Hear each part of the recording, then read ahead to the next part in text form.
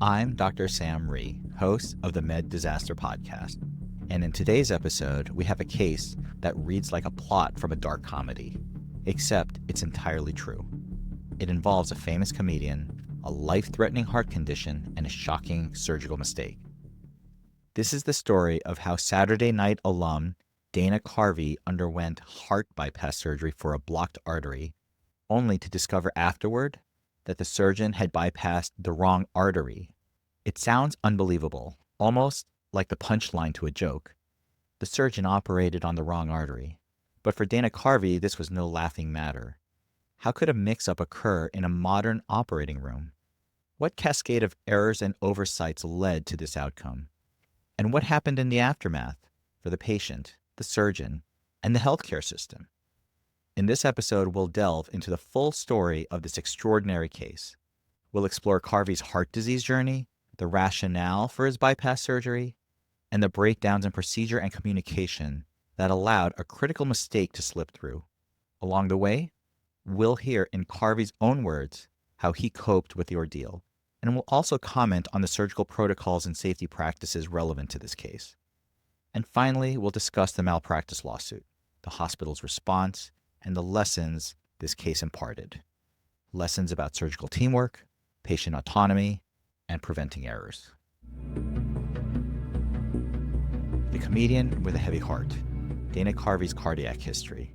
It's the late 1990s. Dana Carvey is known to America as a brilliant comedic performer, the man behind SNL characters like the Church Lady and Garth from Wayne's World.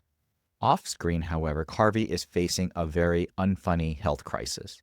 At just 42 years old, he experiences recurring chest pains and even a heart attack at one point. The diagnosis? Significant coronary artery disease. Carvey has a strong family history of high cholesterol and heart problems. In fact, his total cholesterol had soared to over 400, far above the desirable range below 200. Combine genetics with the stress of a high-profile career in show business, and Carvey found himself with burning chest pains and episodes of angina, which is heart muscle pain due to restricted blood flow, by the mid-1990s. Clinically, Carvey's condition was serious, but not uncommon. One of his coronary arteries, the left anterior descending, or LAD artery, had a significant blockage. The LAD is a critical vessel, often nicknamed the Widowmaker when severely obstructed, because a blockage there can cause a massive heart attack. To restore blood flow, Carvey initially underwent angioplasty, a catheter-based procedure where a small balloon is inflated inside the blocked artery to reopen it, often followed by placing a stent, a tiny metal mesh scaffold, to keep the artery open. Over the course of 1997, Carvey had not had one or two, but he had 3 angioplasty and stent procedures on the LAD. And each time, the artery would re-narrow in a process called restenosis, and the chest pain would return in months. At that time, when bare metal stents were used, before the newer drug-eluting stents were available, restenosis was a frequent frustration because scar tissue would grow along the stented segment and reclog the artery. Despite multiple interventions, Carvey's angina kept coming back. By early 1998, Carvey and his doctors realized that another approach was needed. His Los Angeles-based cardiologist, Predimond K. or P.K. Shaw at Cedars-Sinai, advised that if the LAD blockage recurred yet again, the best option would be coronary artery bypass graft surgery, or CABG. CABG is an open heart surgery that creates a new route for blood to flow around a blocked artery. In a bypass, a surgeon takes a healthy blood vessel, often the internal mammary artery from the chest or a vein from the leg, and grafts it onto the coronary circulation, effectively bridging past the blocked section of the artery. Carvey, ever the jokester, later quipped he thought of it as a, quote, advanced plumbing problem. They bypass a bad section of rotted out pipe and reconnect using the good sections. And it's an accurate layman's description of what a bypass does. It provides a detour for blood like rerouting traffic around a closed highway. Still, the idea of open heart surgery was daunting for the 42-year-old comedian. This was a man whose job is to make people laugh, and he was facing one of the most serious surgeries in medicine. Carvey tried to keep his spirits up with humor, and on the gurney headed to the OR, he jokingly did a Woody Allen impression and mused, maybe I could, just take an aspirin. Make sure the knife is sharp, he recalls.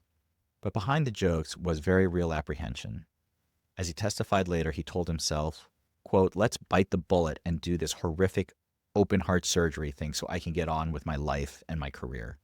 In March 1998, Dana Carvey finally agreed to undergo a double coronary artery bypass operation. This meant surgeons would create two separate bypass grafts to detour blood around two blocked segments in his coronary arteries.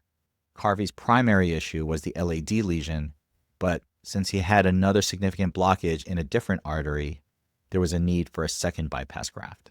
Often in a double bypass, it might be the LAD plus the right coronary or a branch of the circumflex artery. The specifics in this case were not heavily publicized, but we do know two grafts were planned. Importantly, Carvey decided to have the surgery done near his home in Northern California at Marin General Hospital for convenience and on the advice of his local physician, Dr.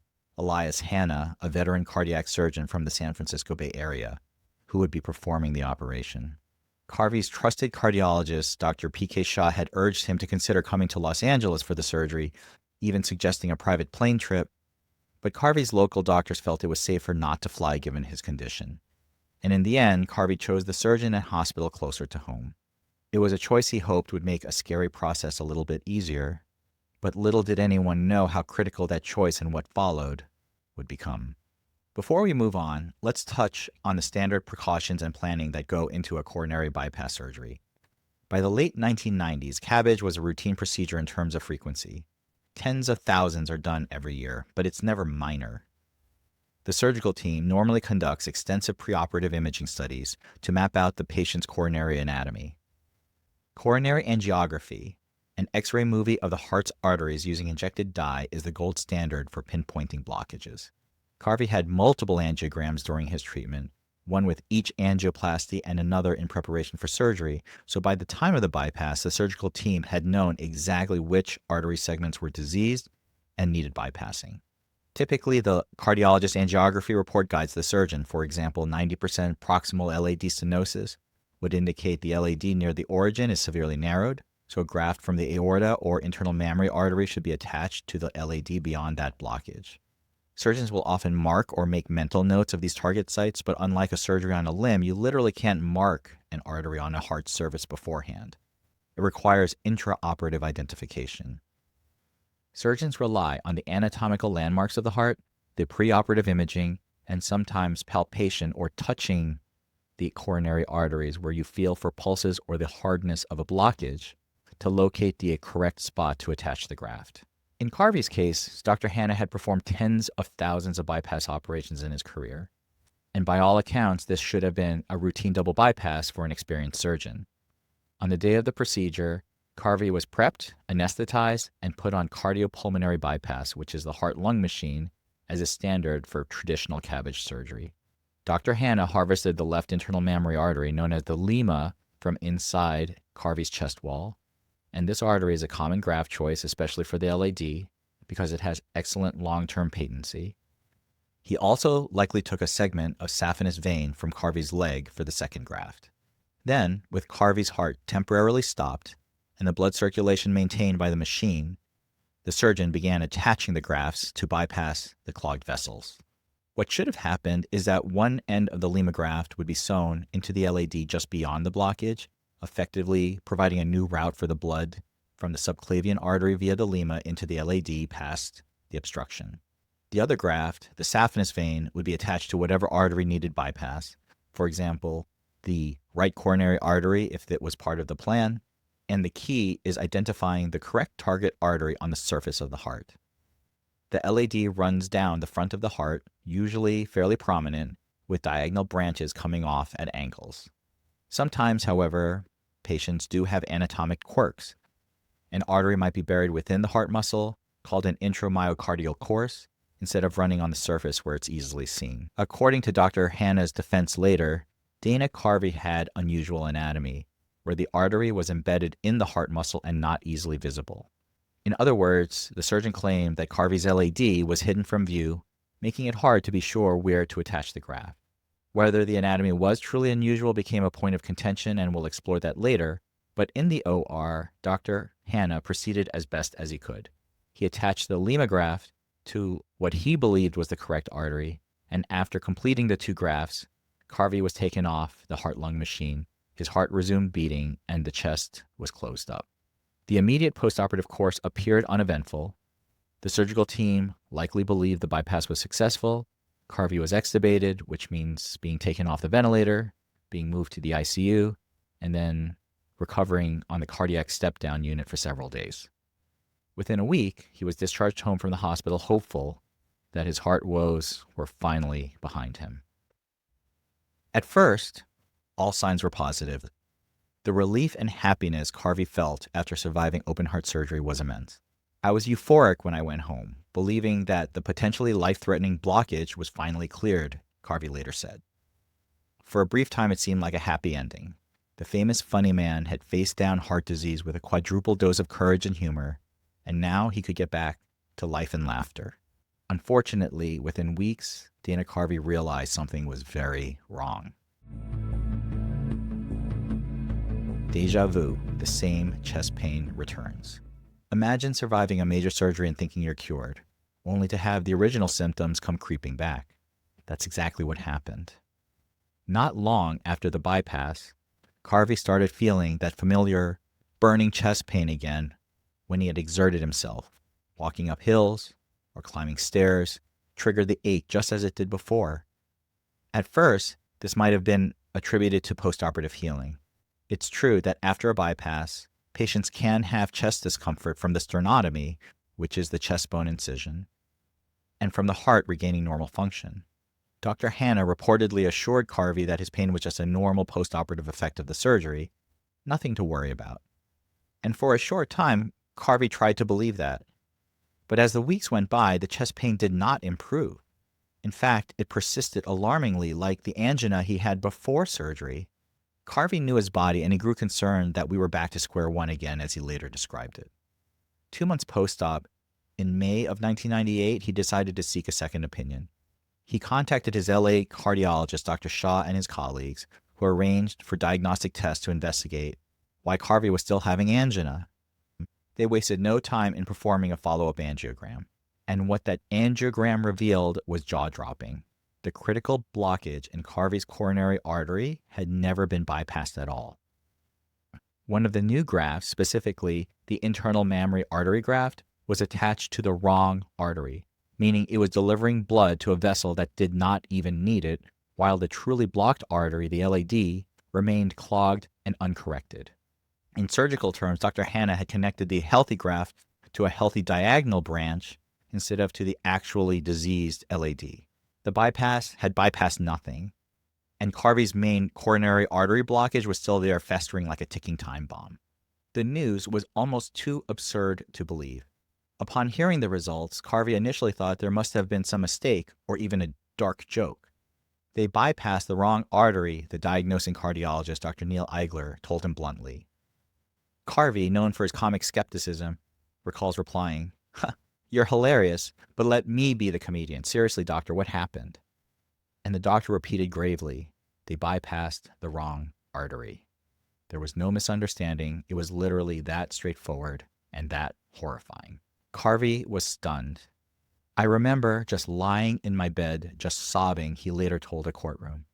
"I can't believe they connected it to the wrong artery." It was a mix of shock, betrayal, and dread. In an instant, the confidence that he'd had in his surgery evaporated. All the pain and risk he endured had been for naught, and he still had a life-threatening blockage in his heart. Even the ever-jovial Carvey likened the error to a nightmare scenario. He likened it to removing a wrong kidney. "It's that big of a mistake," he says. The gravity of it hit him hard. A surgeon operating on the wrong site, essentially a wrong site surgery inside the chest, is one of medicine's most egregious errors, typically termed a never event because it's never supposed to happen. For Carvey, beyond the emotional toll, there was an immediate practical concern. What now? The blocked LAD was still there, threatening his heart muscle each day. His LA doctors were appalled and quickly moved to fix the problem as safely as possible. The choice came down to either doing another open heart surgery to correctly bypass the LAD or attempting another, less invasive intervention.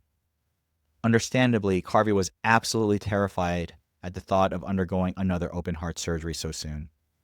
Fortunately, the cardiologist determined they could try one more angioplasty, this now being the fourth one on the same LAD to open that blockage, sparing him a redo bypass if it succeeded. And in May of 1998, roughly 2 months after his botched surgery, Carvey had that emergency angioplasty performed by Dr. Shaw's team in LA. They inserted another stent to clear the clogged LAD, and this time it worked. The stent held the artery open and restored blood flow where the bypass graft had failed to do so.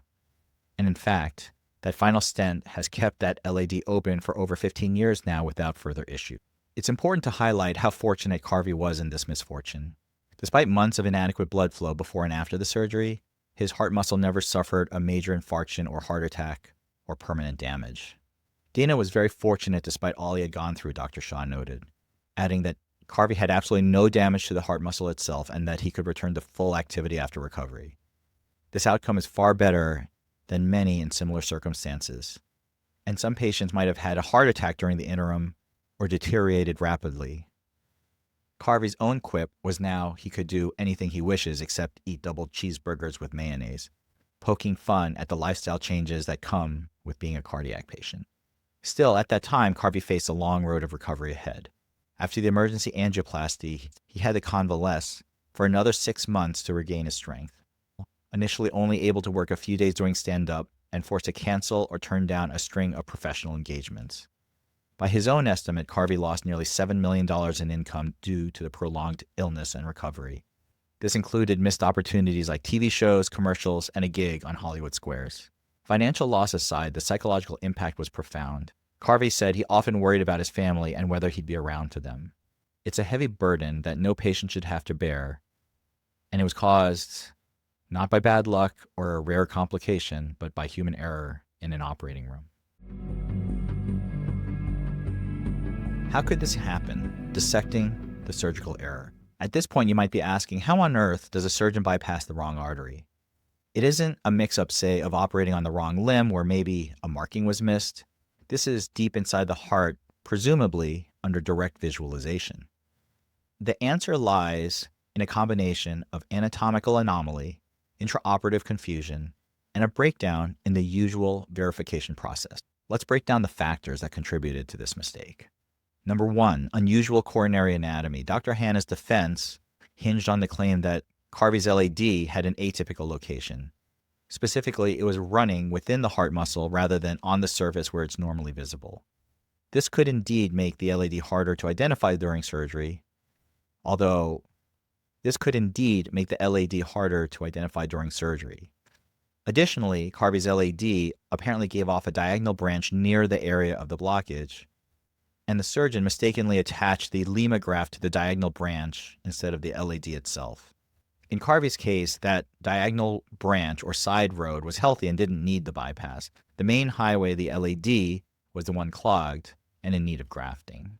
If the LAD was hidden and the diagonal branch was more visible, one can envision how a surgeon might confuse the two. Notably, expert cardiac surgeons have commented that while such an anomaly can occur in 5 to 10% of patients, a careful surgeon should be able to identify the correct artery and do the bypass even in those cases. In other words, unusual anatomy might be a contributing factor, but it shouldn't be an excuse. In fact, Carvey's cardiologist later countered that his anatomy was actually pretty ordinary and not nearly as unusual as claimed. This suggests that what was characterized as an anatomic quirk might simply have been a surgeon's error in orientation or judgment. We may never know the exact visual contact Dr. Hanna saw, but clearly he was confident enough at the time that he was in the right spot, but he was wrong. Number 2, lack of intraoperative verification.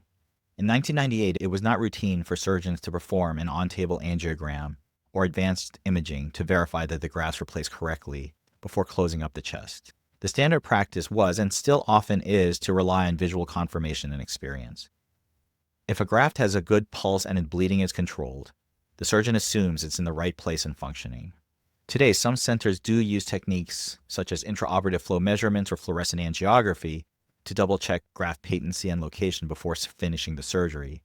Today, some centers do use techniques such as intraoperative flow measurements or fluorescent angiography to double-check graft patency and location before finishing the surgery.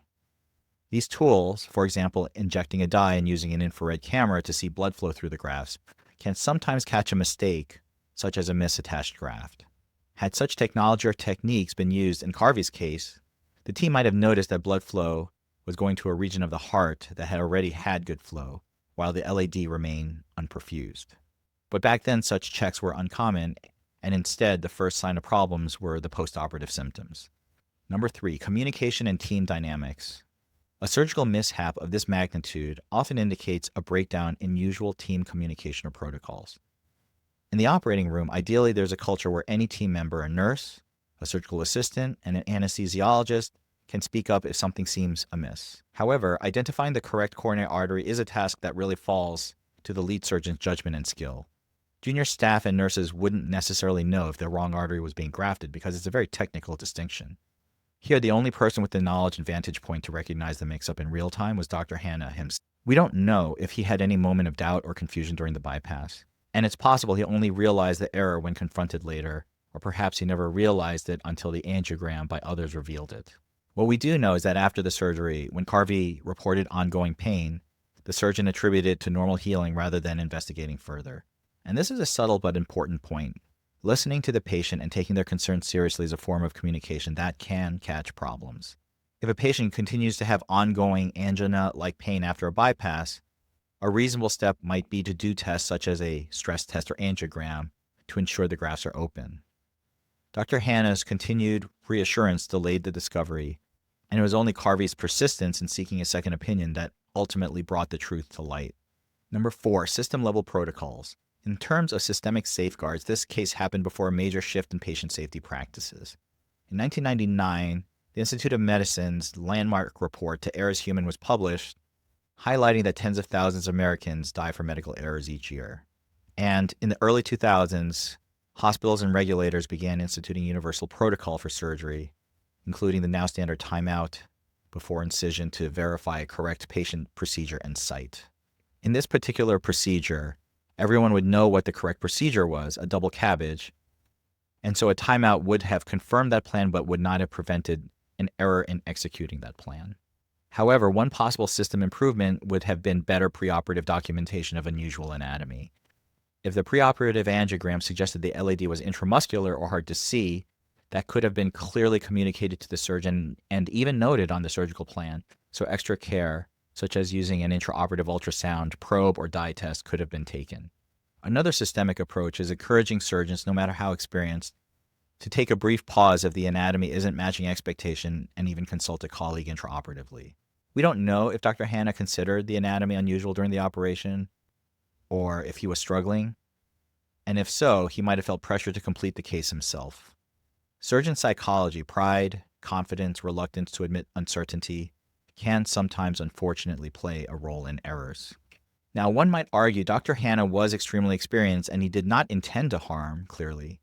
Indeed, his attorney characterized the incident as an honest mistake made by a surgeon who had done 30,000 bypasses successfully. And that may well be true. Even the best surgeons are human and can slip up. But from Carvey's perspective and that of his medical team in LA, this error went beyond a benign oops. They refer to it as a goof-up and even gross negligence. Why negligence? Because a reasonably careful surgeon should not bypass the wrong artery, even if the patient's anatomy is slightly unusual. It's worth noting that bypassing a wrong artery is virtually the cardiac surgery equivalent of operating on the wrong body part. It's a never event by patient safety standards. The aftermath: accountability, apologies, and a lawsuit. Dana Carvey could have simply thanked his lucky stars that the error was fixed and moved on. After all, he had survived the ordeal and regained his health by late 1998, and by the following year he was back to performing, even guest hosting for David Letterman's show while Letterman was out for his own heart surgery. Carvey's cholesterol was under control, dropping from 400 to 150 with medication and diet, and he made a full recovery physically. But Carvey felt compelled to take action, not for revenge, but for accountability. And in 1999, roughly a year after the botched surgery, Dana Carvey filed a medical malpractice lawsuit against Dr. Elias Hanna and the hospital. He sought $7.5 million in damages, corresponding largely to his lost earnings and pain and suffering for that lost year. From the outset, Carvey was adamant that this lawsuit from the beginning was about accountability and doing everything I could to make sure it wouldn't happen to someone else. It was not, he said, primarily about the money. In fact, he and his wife promised that any settlement or award would go mostly to charity, specifically toward cardiac research and charities rather than their own pockets. His own true motivation, he explained, came from a sense of right and wrong, and he felt an error of this magnitude needed to be acknowledged and learned from. And importantly, he said he wouldn't have gone to court if he had simply received something very simple early on, an apology. This is an interesting aspect of this story. Carvey had recounted that after the mistake was discovered, no one from Dr. Hanna's team or the hospital ever apologized or even directly informed him of the error. There was no letter of apology or explanation, no phone call, he said. He was left to find out through his own doctors that something had gone terribly wrong. And later, during legal depositions, Dr. Hanna apparently denied making a mistake at all, maintaining he did nothing wrong, a stance that deeply frustrated Carvey. In a television interview, Carvey explained, it was only because in the deposition he said, I didn't make a mistake. Total, denial. So I had to sue. This aligns with what many patients feel in the aftermath of medical errors. What they most want is honesty, an apology, an assurance it won't happen again. When those needs are met with silence or denial, anger and revenge can drive them to litigation. In Carvey's word, I felt this was a matter of right and wrong. I wanted to be satisfied that the surgeon would not be hurting someone else and would acknowledge his error. The lawsuit played out in San Francisco's Superior Court in May 2000, about 2 years after the surgery. Carvey took the stand, and he recounted the whole ordeal to the jury in an unusually serious demeanor for a comedian. Jurors listened as he described the physical pain, the mental anguish, and the moment of devastation when he learned of the surgical blunder. He brought humor to the stand occasionally. For instance, describing how he kept pressing the morphine PCA pump post-op until it would run out because of the pain, eliciting chuckles from the courtroom. But overall, it was a somber and riveting testimony from someone known for levity. The trial also featured testimony from medical experts. The defense repeated the claim of Carvey's unusual anatomy causing a mishap. And it's worth noting that Carvey himself didn't require another open heart surgery in the end, thankfully. So the direct physical harm was limited to the pain and the risk of an extra angioplasty and months of disability. Some observers might wonder if that mitigated the damage. However, Carvey's lawyers argued the emotional toll and the loss of productive time were substantial harms in and of themselves, and Carvey's 6-month recovery and his curtailed career opportunities were laid out as real damages, along with the ordeal that he and his family endured not knowing if he'd need another major surgery. Midway through the trial, after Carvey's testimony had made headlines, the story was covered widely in the media from People magazine to Entertainment Tonight. An outcome was reached. And in May 2000, Dana Carvey and Dr. Hanna's legal team agreed to an out-of-court settlement for an undisclosed sum. The amount was confidential, but Carvey reiterated that the majority of it would go to charity as he had promised.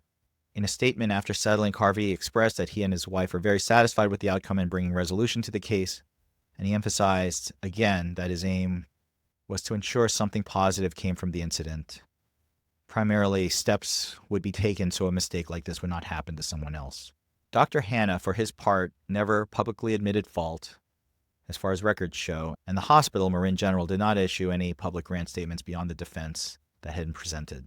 It's likely that the case was an embarrassment for the surgical team, and one hopes it prompted introspective and improvements on how such surgeries are approached, but those details remain behind closed doors. What Carvey's case did do on a broader scale was contribute to the national conversation about medical errors and how doctors and hospitals respond to them. And in the early 2000s, adopted policies of full disclosure and a policy, spurred by evidence that it actually leads to lower litigation costs and improves patient satisfaction when providers actually admit mistakes and apologize. In a Los Angeles Times article in 2003, Carvey's situation was highlighted as an example of how not to handle an error: the surgeon's total denial versus the patient's need for an apology. The article's takeaway was clear. Had there been an apology and an honest discussion, Carvey might not have felt the need to press a lawsuit at all. This aligns with some research showing patients may not sue primarily for money, but because they feel angry or stonewalled when doctors won't tell them what happened or assume responsibility. In the years after, Carvey was honored by the American College of Cardiology for his advocacy of early detection and prevention of heart disease. And in interviews, he has shared heart health tips and the importance of knowing one's risk factors, turning his personal ordeal into a teachable moment for others. Key takeaways and lesson learned. The story of a wrong artery bypass is obviously dramatic and fortunately rare. Let's summarize some key takeaways. Number one, even highly skilled surgeons are fallible. One lapse, whether due to overconfidence, a moment of misidentification, or cognitive bias, can lead to a serious error. And this underscores that no provider is infallible. In surgical practice, that means using all available tools for critical verification when possible. Number two, an honest mistake versus accountability. What might seem to a surgeon like an honest mistake can appear to a patient as negligence or arrogance if not handled properly.